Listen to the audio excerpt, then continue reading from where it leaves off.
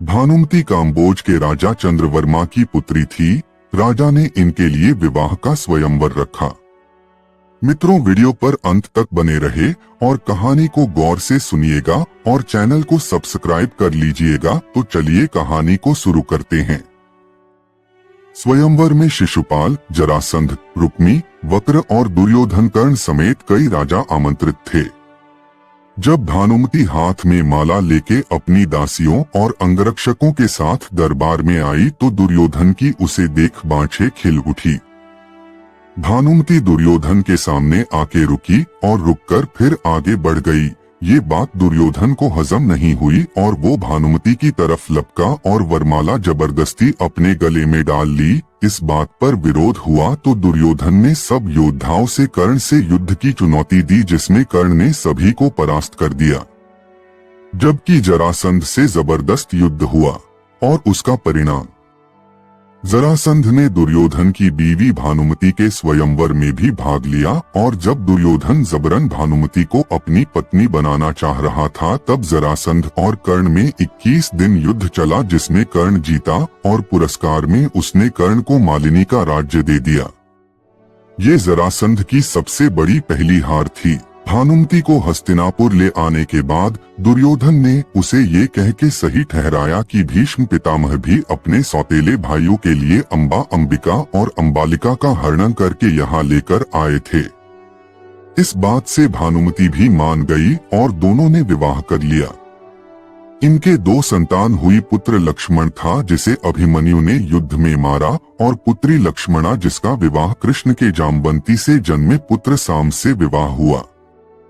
इसीलिए कहावत बनी कि भानुमति ने दुर्योधन को पति चुना, नहीं दुर्योधन ने जबरदस्ती की शादी। अपने दम पर नहीं, कर्ण के दम पर किया भानुमति का हरण। बेटी लक्ष्मणा को कृष्ण पुत्र साम भगा ले गया और इस प्रकार की विस्मृतियों के कारण ये कहावत चरितार्थ होती है। आपको बता दे कि दुर्योधन भानुमति पर बेहद विश्वास करता था और जब एक बार भानुमति और कर्ण शतरंज खेल रहे थे, भानुमति हार रही थी तो कर्ण प्रसन्न था। तभी इतने में दुर्योधन के आए की आहत हुई तो भानुमति सहसा ही खेल छोड़ के उठाने लगी तो कर्ण को लगा कि वो हार के डर से यह भाग रही है। इस कारण उसने उनका अंचल झपटा एवं अचानक ही किए गई इस हरकत से भानुमति का अंचल फट गया और उसके सार मोती भी वहीं बिखर गए। ऐसा हुआ ही था कि कर्ण को भी दुर्योधन आता हुआ दिखाई दिया और दोनों शर्म से मरे जा रहे थे। उन्हें डर सता रहा था कि अब दुर्योधन क्या समझेगा। लेकिन जब दुर्योधन पास आया तो दोनों उससे आंख नहीं मिला पा रहे थे। तब दुर्योधन ने हंस के कहा कि मोती बिखरे रहने दोगे या मैं तुम्हारी मदद करूं मोती समेटने में।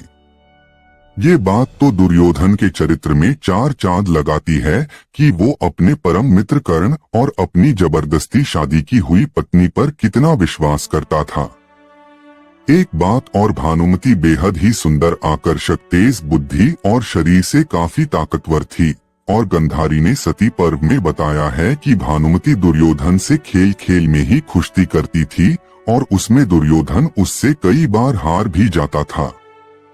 जब दुर्योधन और पुत्र की मौत का भानुमति को गहरा धक्का लगा, जबकि उसके बाद भी उसने पांडवों में से एक अर्जुन से भी शादी कर ली थी। भानुमति को अक्सर एक शक्तिशाली और सुंदर रानी के रूप में दर्शाया गया है। वह केवल दुर्योधन की पत्नी नहीं थी, बल्कि हस्तिनापुर के सामाजिक और राजनीतिक परिदृश्य में एक महत्वपूर्ण व्यक्तित्व थी। उनकी सुंदरता, बुद्धिमत्ता और दुर्योधन के प्रति निष्ठा की कहानियां उनके चरित्र को विशेष बनाती हैं।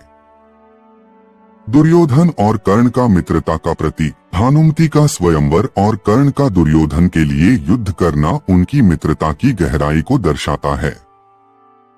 दुर्योधन ने अपनी शक्ति और कर्ण की सहायता से भानुमति को पत्नी के रूप में पाया, जो दुर्योधन और कर्ण के संबंधों का एक और पहलू उजागर करता है। भानुमति और कर्ण का शतरंज का प्रसंग, यह कहानी दुर्योधन के चरित्र का एक और पहलू दिखाती है। यह दर्शाता है कि वह अपने मित्र और पत्नी पर कितना विश्वास करता था। यह प्रसंग न केवल उनकी मित्रता की गहराई को दर्शाता है, बल्कि दुर्योधन के शांत और व्यावहारिक स्वभाव को भी उजागर करता है। भानुमति और अर्जुन का संदर्भ। महाभारत के मूल ग्रंथ में भानुमति और अर्जुन के विवाह का कोई उल्लेख नहीं है। यह कहानी शायद बाद की व्याख्याओं, क्षेत्रीय लोक कथाओं या किसी अन्य स्रोत पर आधारित हो सकती है। यदि यह कहानी सही है तो यह दिखाता है कि भानुमति ने अपने जीवन में अनेक चुनौतियों का सामना करते हुए एक नई शुरुआत की। भानुमति की विरासत। भानुमति के बच्चों लक्ष्मण और लक्ष्मणा की कहानियां भी रोचक हैं। लक्ष्मण का अभिमन्यु के हाथों मारा जाना और लक्ष्मणा का साम से विवाह कृष्ण और कौरवों के संबंधों में एक और अध्याय जोड़ता है।